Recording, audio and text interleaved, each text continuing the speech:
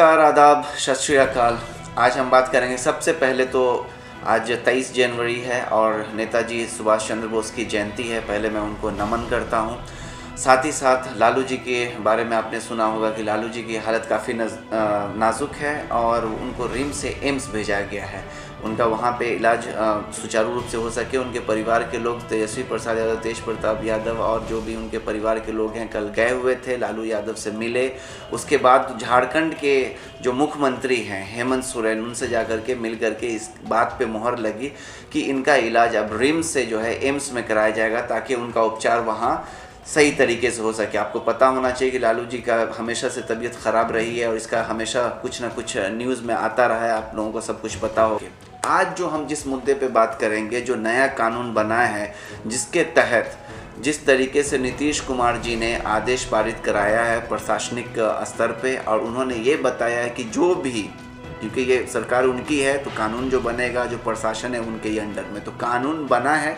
इस कानून के तहत अगर कोई सरकार, यानी कि सरकार के ख़िलाफ़ अगर आप कुछ बोलते हैं, उनके मंत्रिमंडल में जितने भी लोग हैं, जो भी मंत्री हैं, जो भी विधायक हैं, साथ में जो पदाधिकारी है, उनके बारे में कोई भी अभद्र भाषा का प्रयोग करता है, टिप्पणी करता है, कोई कुछ अगर बोलता है, उनके खिलाफ़ अगर बोलता है, सरकार के ख़िलाफ़ अगर बोलता है, किसी के भी खिलाफ, तो आपके ऊपर कार्रवाई होगी। इस चीज़ को लेकर के नीतीश जी को घेराव किया जा रहा है। नेता प्रतिपक्ष जो तेजस्वी प्रसाद यादव हैं, उन्होंने बताया कि आपने ऐसा काम ही क्यों करना है जिसके वजह से लोग आपका घेराव करें। आपको अगर इतना डर लगता है तो आप गलत काम नहीं कीजिए। उन्होंने ये भी बताया कि कभी आप शिक्षकों को प्रताड़ित करते हैं, जहाँ पे गर्दनी बाग में एक स्थल है, पूरी तरीके से बता दिया गया है कि वहाँ पे जो भी धरना होगा, जो भी प्रदर्शन होगा, वो गर्दनी बाग में होगा। तो फिर क्या वजह थी? सब सूचना मिलते हुए सारा आपको पता था। वहाँ पे शिक्षक जो प्रदर्शन कर रहे हैं, उनको ठंडी में लाठी मार करके बर्बरता पूर्वक उनको वहाँ से हटाया जाता है, भगाया जाता है, और इस ठंडी में उनके ऊपर कुछ दया तक नहीं दिखाती। ये सरकार कौन सी सरकार है? बोलते हैं कि ये सरकार संघ के लोगों के साथ मिल करके ये सरकार चल रही है, संघी विचारधाराओं के साथ चल रही है। संघी अब ये समाजवादी नेता नहीं रहेंगे, अब संघी विचारधाराओं के साथ जो है अपनी सरकार को चला रहे, एक संघी सोच वाले हो गए।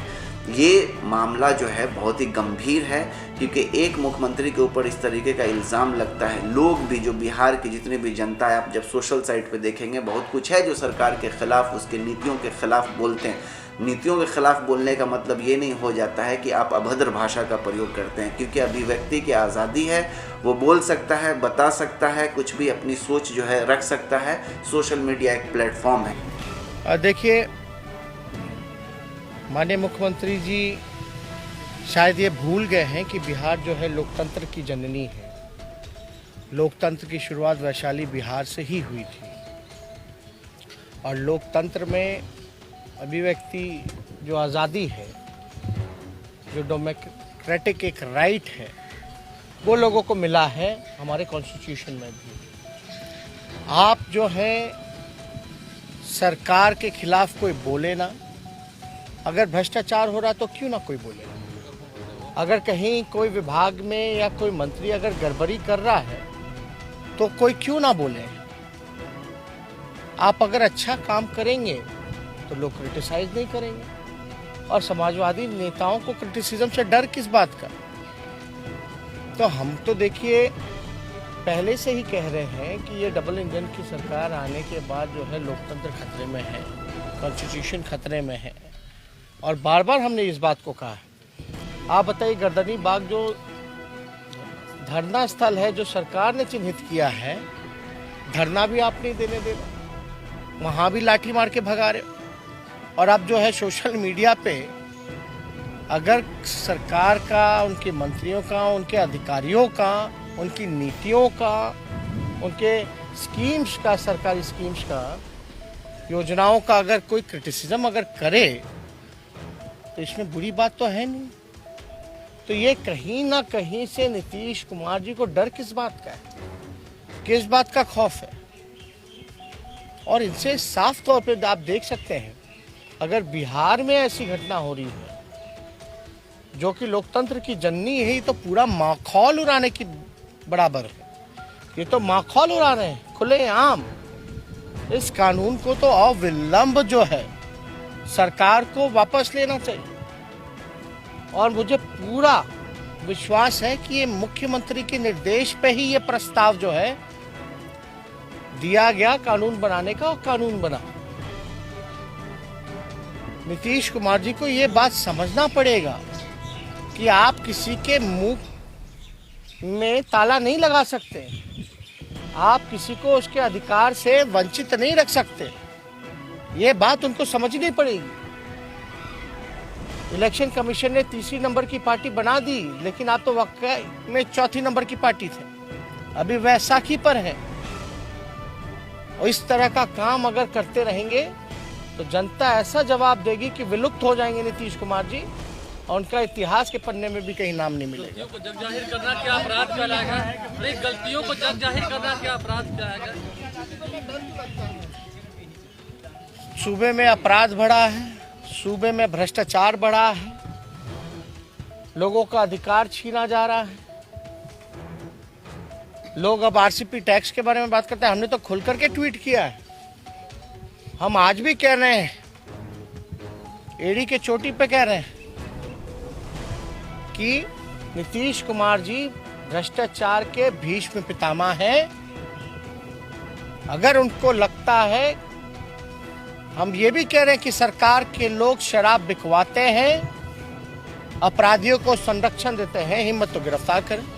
हाँ, अगर साइबर क्राइम के हिसाब से देखा जाए, साइबर क्राइम के हिसाब से बहुत कुछ है ऐसा जिसके तहत कानून बनाए जा चुके हैं कि अगर आप कुछ गलत करते हैं, जैसे स्पैम्स है, बल्क मेल भेजते हैं, जीमेल के हिसाब से याहू है, रेडिफ मेल है, आदमी को लगता है कि हाँ भाई ये जेन्युइन मेल है, उस पर क्लिक करता है, पता चलता है कि उसका जो डेटा है, एक वायरस रहता है उससे अटैच, कि डेटा है अगर कंप्यूटर में खोलते हैं, सेल फ़ोन पे, अपने स्मार्टफोन पे खोलते हैं, तो उस डेटा जो जानकारी है वो जा सकती है, चाहे वो क्रेडिट कार्ड इन्फॉर्मेशन हो, अकाउंट की कोई इन्फॉर्मेशन हो, आपकी पासवर्ड है, वो सारे जो पर्सनल आपके इन्फॉर्मेशन है या आपके गैलरी में जो सेव्ड डेटा है वो सब चोरी हो सकता है। वो आपका पर्सनल जो इन्फॉर्मेशन है वो दूसरे तक पहुंच सकता है। तो ये एक फिशिंग मेल होता है, स्पैम होता है मेल, जिसके थ्रू ये सारा चीज़ होता है। प्लस अगर आप कहीं जॉब कर रहे हैं, किसी गवर्नमेंट सेक्टर में, प्राइवेट सेक्टर में, आप डेटा चोरी कर रहे हैं, पेन ड्राइव में ले लेते हैं या उसको कहीं सेल कर देते हैं, तो उसके ऊपर एक कानून है कि उसके तहत आपको सज़ा मिलती है। साथ ही साथ अगर आप कहीं पे किसी पर्सनल इन्फॉर्मेशन के तहत आप जा कर के आप किसी के ऊपर नज़र रखे हुए हैं, किसी के ऊपर आप जा कर के एक फ्रॉड करने की कोशिश करते हैं, अकाउंट इन्फॉर्मेशन लेकर के उससे अकाउंट से पैसा निकालने की कोशिश करते हैं, जो आजकल है, ये हो रहा है। तो वायरस के थ्रू भी जाता, चाहे वो पेन ड्राइव में है, चाहे वो मेल के थ्रू भेजते हैं। तो बहुत ऐसे कानून बनाए गए, इसको रोका तो नहीं जा सकता, लेकिन हाँ कम किया जा सकता है। अगर किसी के साथ कुछ क्षति होता भी है तो ऐसा नहीं कि उसको वो इंसाफ मिल जाता है। साइबर क्राइम के तहत जो भी है बहुत कुछ होता रहा है, तब है कि इसके ऊपर अंकुश लगाने के लिए ये सारे कानून हैं। यहाँ पे नेता प्रतिपक्ष ने यही बताया है कि आप अगर कोई चीज़ करते हैं, अगर कुछ गलत करते हैं, तो जाहिर सी बात है उसका प्रतिक्रिया होगा, लोग उस चीज़ को लेकर के बोलेंगे। अब बहुत सारे मीम्स हैं, बहुत सारे ऐसे जो सोशल साइट पे बनाकर कार्टून के तहत भी जो है सो बताया जाता है, अपने मतलब विरोध का प्रदर्शन किया जाता है। इसका मतलब ये नहीं कि आप उसके आज़ादी का, उसका अभिव्यक्ति की आज़ादी का जो फ्रीडम ऑफ स्पीच है, फ्रीडम ऑफ एक्सप्रेशन है, उसका आप हनन कीजिएगा। कॉन्स्टिट्यूशनल राइट्स जो है उसका आप जो है सो किसी से छीन नहीं सकते। ये डेमोक्रेटिक कंट्री है और डेमोक्रेटिक कंट्री में हर एक लोगों की आज़ादी है अपने विचारों को रखने की। अगर सरकार कुछ गलत करती है, मंत्री अगर कुछ गलत करते हैं, कोई विधायक अगर कुछ गलत करता है या पदाधिकारी भी गलत करता है, तो वो ऐसा तो नहीं कि संविधान से ऊपर है, वो जनता से ऊपर है, जनता ही चुनती है, जनता ही के सेवा के लिए है और जनता ही को, आम जनता के लिए ही आप ऐसा कानून बना रहे हैं। और ऐसा कानून बना करके आप उनको जो है उनके ऊपर जो है उनके जो कॉन्स्टिट्यूशनल राइट्स है उसके ऊपर आप वार कर रहे हैं। तो नेता प्रतिपक्ष ने बताया कि ये कभी शिक्षक के साथ करते, कभी आम जनता के साथ करते हैं। ये नीतीश कुमार जो है भ्रष्टाचार के भीष्म पितामह, ये बहुत ही संगीन आरोप है और उन्होंने खुल करके बताया है कि भ्रष्टाचार के ये भीष्म पितामह है, इनसे अपराध रुक नहीं रहा है, ये थके हुए हैं। पहले में भी, पूर्व में भी इन्होंने बताया था इसी तरीके से कि नीतीश कुमार अब उनकी जो एक सोचने की जो एक शक्ति है वो ख़त्म जैसे होती जा रही है। ये संघी लोगों के साथ मिल करके सरकार चला रहे हैं, ये समाजवादी नेता अब नहीं रहे, समाज के बारे में नहीं सोचते हैं, प्रदेश के हितों के बारे में नहीं सोचते हैं, हमेशा अपनी मनमानी करते हैं। अलोकतांत्रिक तरीके से जो सो काम अभी जो सो बिहार में चल रहा है, ये सरकार का रवैया बता रहा है।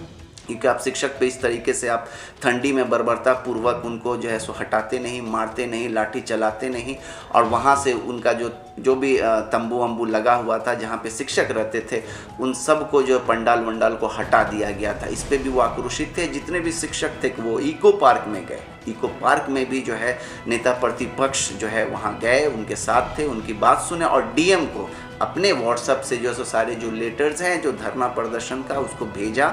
और डीएम तो पहले नहीं समझ रहे थे, लेकिन बात जब हो रही थी, जब डीएम को पता चला कि नेता प्रतिपक्ष हैं तो सर यानी कि आम आदमी की कोई वैल्यू नहीं। लेकिन जैसे ही पता चला कि नेता प्रतिपक्ष हैं, अपोजिशन के लीडर हैं, उसकी हालत ख़राब हो गई डीएम साहब की। और डीएम साहब सर कितनी बार बोले कि उसको गिना नहीं जा सकता। तो ये एक है जो अफसरशाही चल रहा है, सरकार इसको देख नहीं रही है और सरकार जो प्रताड़ित कर रही है।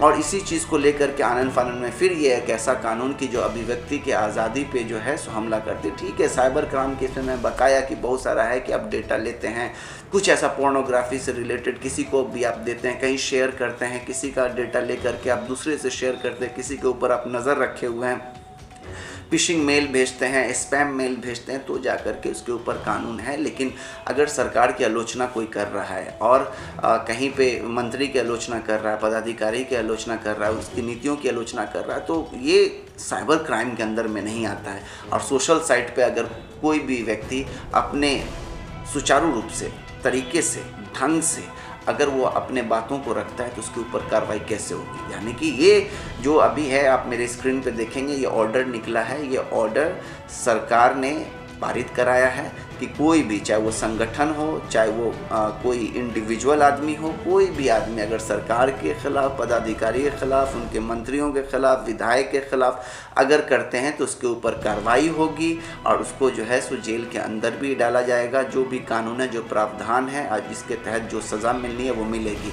यहाँ तक जो बात बताई गई है कि अगर अभद्र भाषा का प्रयोग, अभद्र भाषा का होना भी नहीं चाहिए, ये संविधान में भी नहीं है और किसी को भी ये सोचना चाहिए। आप किसी के धर्म के ऊपर कटाक्ष करते हैं, क्योंकि आप सोशल साइट पे देखेंगे धर्म को लेकर के आईटी सेल्स किसके हैं नहीं है, आपको पता होना चाहिए कि वो अपने आइडेंटिटी को छुपा करके हमला करते हैं किसी नेता के ऊपर, किसी भी धर्म के ऊपर, किसी भी पक्षधर, जो दल के पक्षधर हैं, तो एक दूसरे के इसमें बहस होता रहता है। तो कहाँ रुक जा रहा है? अगर ऐसा ही रहता साइबर क्राइम के तहत, तो सबसे पहले अर्नब गोस्वामी, जो अभी उनका मामला आ रहा है चैट वाले प्रकरण को लेकर के, तो उनको फांसी मिल जाना चाहिए। अभी इसको देखा जाए, जो बीजेपी के आईटी सेल्स के थे ध्रुव सक्सेना, क्या उनको फांसी मिल गया? देवेंद्र सिंह जो पकड़े गए, जो पाकिस्तान के लिए सारा कुछ कर रहे थे, आईएसआई एजेंट का काम कर रहे थे, ध्रुव सक्सेना का भी वैसे ही मैं अभी थोड़ी देर पहले नाम लिया। तो इन लोगों क्या सरकार ने फांसी दिया क्या? तो जो इतना संगीन है, जिसको फांसी मिलना चाहिए, जिसके ऊपर जो सो केस दर्ज होनी चाहिए, लेकिन वो बाइज्जत बरी हो जा रहे हैं हमेशा। कोई जो धरना प्रदर्शन में या इधर उधर कहीं कुछ करते हैं, उसमें भी जो है उस धरना प्रदर्शन को बदनाम करने के लिए चला जाता है कि जिसके वजह से वो धरना प्रदर्शन को या कहीं पे भी बदनाम किया जा सके। लेकिन वो खैर कामयाबी उनको नहीं मिलती है, बात अलग है। लेकिन सरकार ऐसे ऐसे लोगों को छोड़ रही है, तो आप सोचिए कि अदना सा आदमी अपने विचारों को रखता है, अगर सरकार के ख़िलाफ़, उसके नीतियों के ख़िलाफ़ अगर कुछ गलत होता है, कहीं घोटाला होता है, तो क्या वो अपनी आवाज़ को दबा दे?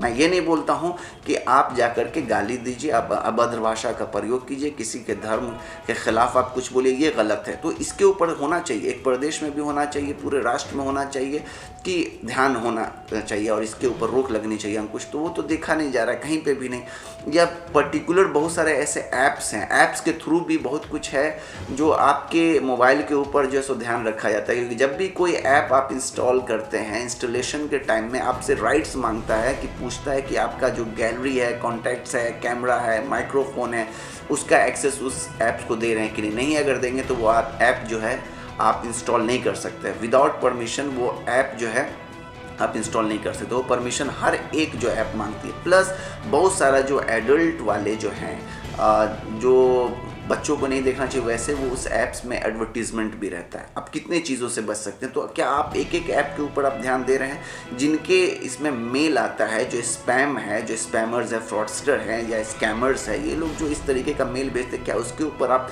अंकुश लगा पाए हैं? या जितने भी लोग जो अभी इस तरीके का क्राइम कर रहे हैं नेशन में आप देख रहे हैं, या चैट लीक हुआ या फिर कहीं जाकर के गोली चला रहे हैं, क्या उसको सज़ा मिली क्या? तो ये एक आम आदमी के साथ इस तरीके से करना और कानून पास कर देना, मुझे नहीं लगता है या किसी को भी नहीं कि ये सही होगा। तो इस चीज़ को लेकर के नेता प्रतिपक्ष ने जो सो काफ़ी अच्छी तरीके से उनका घेराव किया है, और शिक्षक को लेकर के भी उस टाइम में वैसे कि गर्दनी बाग तक वो पैदल गए। अब पैदल जा करके सरकार की आलोचना करते रहे, सारी मीडिया ने इस बात को दिखाया है। तेजस्वी प्रसाद कहीं पे भी बैकफुट पे नज़र नहीं आ रहे हैं। जहाँ भी सरकार की कोई कमज़ोर नीति अगर सामने आती है, कुछ ऐसी गलत बात नज़र आती है, तो वो बहुत अच्छी तरीके से सरकार का घेराव करते हैं। और इसी कानून को लेकर के जो अभिव्यक्ति की आज़ादी पे जो हमला है, इस चीज़ को लेकर के भी उन्होंने नीतीश कुमार जी का घेराव किया, सीधे चुनौती दे दिया कि अगर आप में हिम्मत है तो आप मुझे जो है गिरफ्तार कीजिए।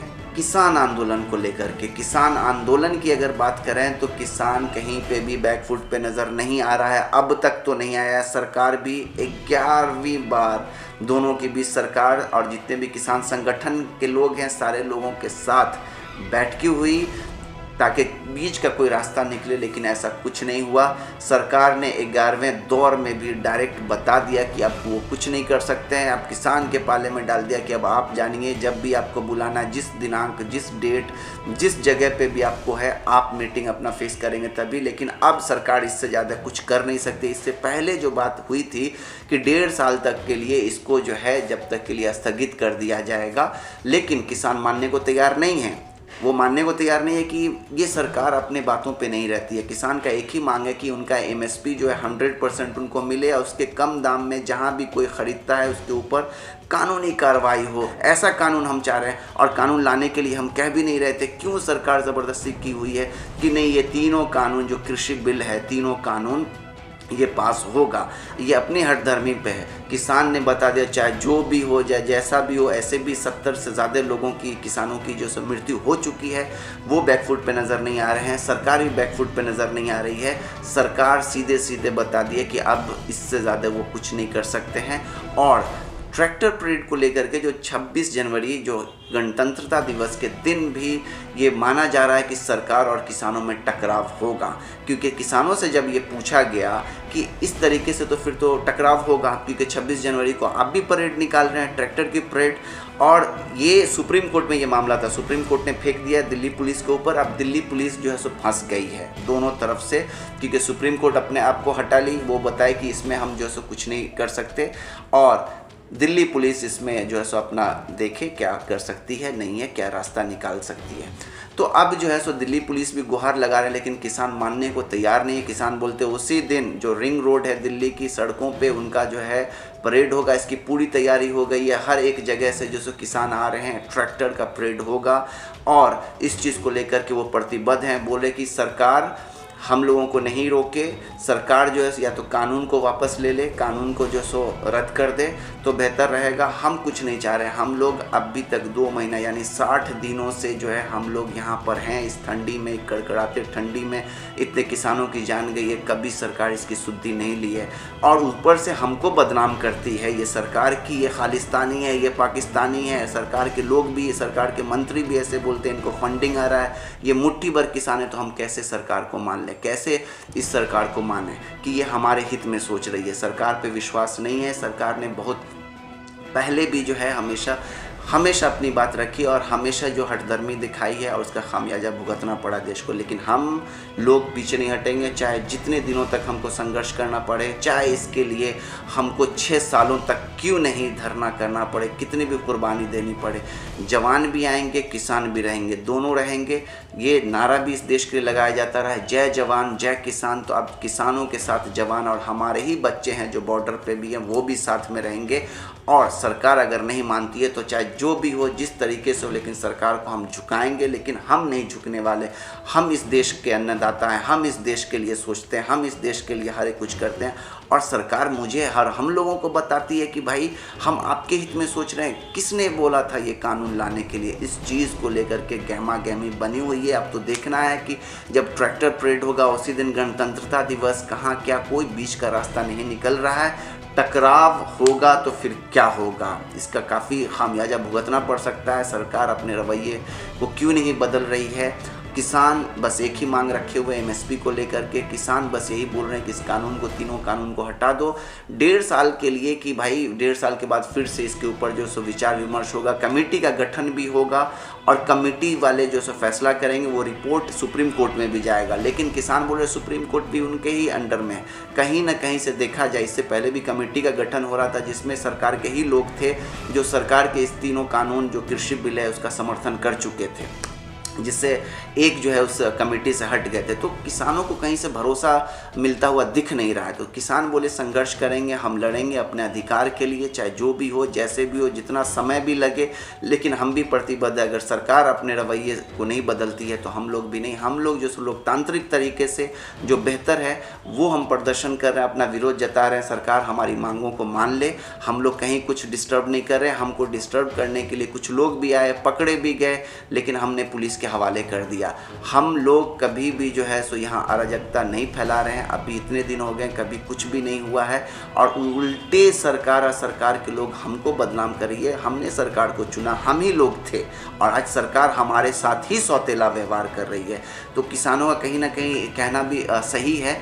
और अब देखना है कि भाई गणतंत्र दिवस जब होगा, गणतंत्र दिवस के दिन जब ट्रैक्टर का परेड होगा, हर एक जगह पंजाब, हरियाणा, एमपी, यूपी, सारे जगह से ट्रैक्टर आकर के जो है सो बॉर्डर के तरफ रुके हुए हैं। बहुत सारे जगह से आकर के सब लोग उस दिन का इंतज़ार कर रहे हैं।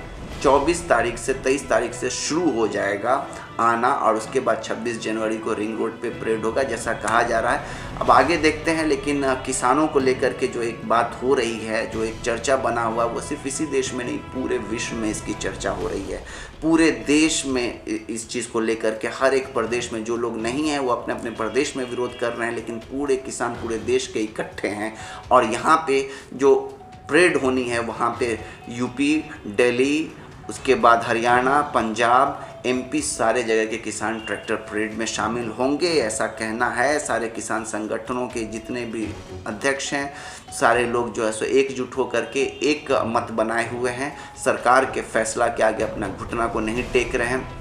अब देखते हैं आगे क्या होता है। खैर, आज के लिए इतना ही। हमारा बस यही एक कहना है कि सरकार अपने रवैया को बदले, चाहे वो प्रदेश की सरकार हो, केंद्र की सरकार हो, किसानों के बारे में सोचे।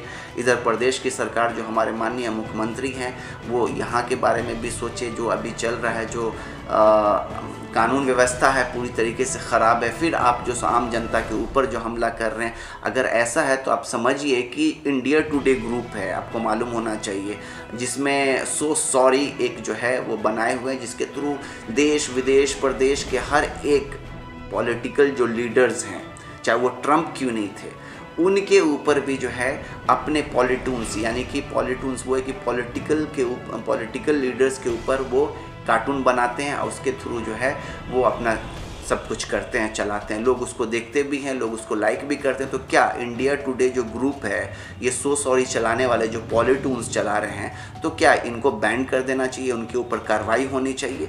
ये एक माध्यम है, कोई मिमिक्री के थ्रू है, कोई स्टैंड अप कॉमेडी के थ्रू, कोई जो है अपने लिखने के थ्रू वो बताते हैं कि भाई उनकी सोच क्या है। और आलोचना से किसी भी सरकार को, चाहे प्रदेश की सरकार हो, केंद्र की सरकार हो, किसी को भी डरना नहीं चाहिए, क्योंकि जनता ही के लिए सब कुछ है, जनता ही के लिए सरकार है, जनता के लिए ही पदाधिकारी, मंत्री, संतरी या फिर सांसद या फिर कोई विधायक है। खैर, मेरा यही कहने का मतलब है कि इस कानून को लेकर के नीतीश कुमार जी गंभीरता से सोचे और किसानों को लेकर के केंद्रीय सरकार भी गंभीरता से सोचे, ताकि फिर जो है ये डिस्प्यूट्स ख़त्म हो, ये जो आपस में जो तनातनी चल रही है ये चीज़ ख़त्म हो और कोई भी ऐसा काम नहीं हो जिससे हमारा प्रदेश या फिर हमारा देश जो है सो पिछड़ता नज़र आए। तो मैं यही चाहता हूँ कि आप लोग भी इस चीज़ को देखिए, समझिए, सुनिए और सारे लोगों को शेयर भी कीजिए, लाइक भी कीजिए, सब्सक्राइब भी कर लीजिए। आज के लिए बस इतना ही, चलता हूँ, अलविदा, नमस्कार, जय हिंद।